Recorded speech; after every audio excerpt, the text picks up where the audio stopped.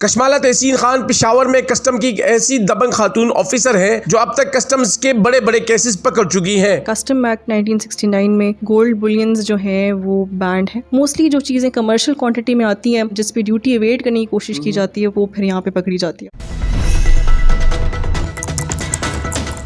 Airport पे शुरू में जो मैंने ऑब्ज़र्व किया वो मोबाइल फ़ोन्स बहुत ज़्यादा स्मगल हो रहे थे। उनका रीज़न यही था कि वो प्रॉपर चैनल के थ्रू अगर आएंगे तो उनको ड्यूटी टैक्सेस पे करनी पड़ी, तो ये ऑल्टरनेट रूट यूज़ करते थे और काफ़ी ज़्यादा क्वांटिटी में मोबाइल फ़ोन्स, लैपटॉप्स, फिर एप्पल प्रोडक्ट्स, एक्सेसरीज़ वगैरह ये काफ़ी ज़्यादा क्वांटिटी में आती थी। मोस्टली जो चीज़ें कमर्शियल क्वांटिटी में आती हैं जिस पे ड्यूटी एवेड करने की कोशिश की जाती है वो फिर यहाँ पे पकड़ी जाती है। पीटीए ने 5 फ़ोन्स अलाउ किए हुए एक CNIC के ऊपर। अच्छा। लेकिन उसमें भी यही है कि हमने फिर प्रोफाइलिंग करनी है। कभी कभार उसको मिसयूज़ किया जाता है।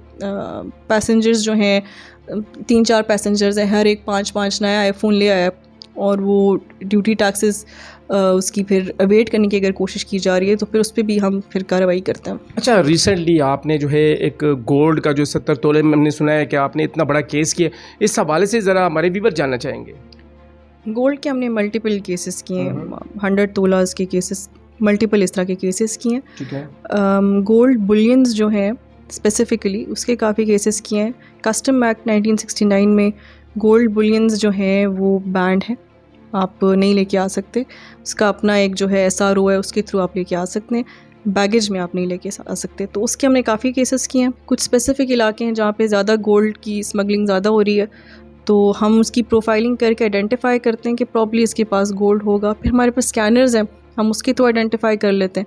उन्होंने डिफरेंट तरीके की कंसीलमेंट्स की होती हैं, उसको छुपाया होता है, कभी उसको किसी क्रीम मॉइस्चराइज़र के डब्बे में छुपाया होता है, कभी उसको बहुत ज़्यादा लेयर्स में पैक किया होता है, कभी वो उनकी क्लोथिंग आइटम में से निकलते हैं, बॉडी सर्च के थ्रू निकालना पड़ता है, कभी वो शूज़ में होता है। डिफरेंट मोड्स ऑफ कंसीलमेंट होते हैं जो केस टू केस वेरी करता है। अच्छा, कैसे ये लोग जो हैं, कोई पैसेंजर जो है इतने मतलब इतना बड़ा इतने तोले सोना लेके आ जाते हैं?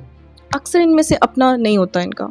यहाँ पे बहुत ज़्यादा ऐसे एयरपोर्ट पे जो मैंने चीज़ ऑब्ज़र्व की वो हर एयरपोर्ट पे होती होगी। इस एयरपोर्ट पे मैंने क्योंकि काम किया तो मुझे पता है कि केपिया फिनोमेना है कि दुबई एयरपोर्ट हो गया, कोई और एयरपोर्ट हो गया, उस पर कोई XYZ पैसेंजर को टिकट ले देता है और उससे सिर्फ कहता है कि तुम्हें टिकट चाहिए, मैं टिकट दे दूँगा, this is the thing that you have to transport and give it to XYZ person on the destination airport। कि वो कोई बंदा आएगा आपसे ये चीज़ ले लेगा, आपने सिर्फ उसको हैंड ओवर करना है। तो अक्सर ओनर्स खुद ये चीज़ नहीं लेके आ रहे होते हैं, ये रूटीन में चीज़ आती है और ये KPIs के थ्रू आती है। अभी रिसेंटली हमने लास्ट वीक केस किया है अबाउट 4 लाख सऊदी रियाल्स का, that is about $100,000 plus US $। उसको हमने केस क्यों किया, क्योंकि स्टेट बैंक की रेगुलेशन है कि आप $5,000 पर विज़िट फॉर एन एडल्ट, उससे ज़्यादा आप नहीं लेके जा सकते। तो उससे ज़्यादा अगर कोई लेके जाता है तो वो फिर उसका हम फिर केस करते हैं, उसको हम दैट इज़ नॉट अलाउड। ये जो स्पेसिफिक केस था इसमें हमारे पास इन्फॉर्मेशन थी कि अटैम्प्ट की जाएगी और we were following the person and फिर हमने उसका उसका केस किया। अक्सर मैं जब खुद जाती हूँ मैं इंफॉर्मेशन बेस्ड जाती हूँ, फिर रैंडम भी बिल्कुल रैंडम चेक्स में करती हूँ, रात को स्पेशली ऑड टाइम्स पे आई ट्राई कि मैं वहाँ खुद पहुँच के कभी कभी यूनिफॉर्म में, कभी सिविलियन क्लोथ्स में I try to go there and staff के साथ ख़ुद फिर चेक करवाती हूँ। एयरपोर्ट में आपने अक्टूबर को ज्वाइन किया था, तो इतने अरसे में आपने अब तक कितने केसेस किए हैं? एग्जैक्ट फिगर तो मुझे नहीं याद, आई थिंक 80+ केसेस हमने किए होंगे। लिकर, उसमें currency, gold, mobile phones, other commercial goods, certain band items, ये सारी चीज़ें उसमें शामिल हैं। जब आप पाकिस्तान कस्टम में आई तो वालिदैन की तरफ से क्या हिदायत थी आपको? हिदायत तो ये थी कि इंटेग्रिटी को अपनी कॉम्प्रोमाइज़ नहीं करना, ऑनेस्टली काम करना है और आपने जो ये the trust that has been put in you उसको जो है वायलेट नहीं करना, एक ऑनेस्ट ऑफिसर की तरह काम करना। मेरी अपनी जो डिग्री है वो इंजीनियरिंग में है, मेरा इंटरेस्ट इसमें है कि आगे जाके मैं कुछ ऑटोमेशन में काम करूं। जो हमारे नौजवान फीमेल हैं या नौजवान मेल हैं, उनको आप क्या पैगाम देंगी पाकिस्तान कस्टम के हवाले से अगर वो ज्वाइन करना चाहते? मैं उनको ये कहना चाहूँगी कि गवर्नमेंट सर्विस में ज़रूर आएँ, डू ट्राई फॉर इट।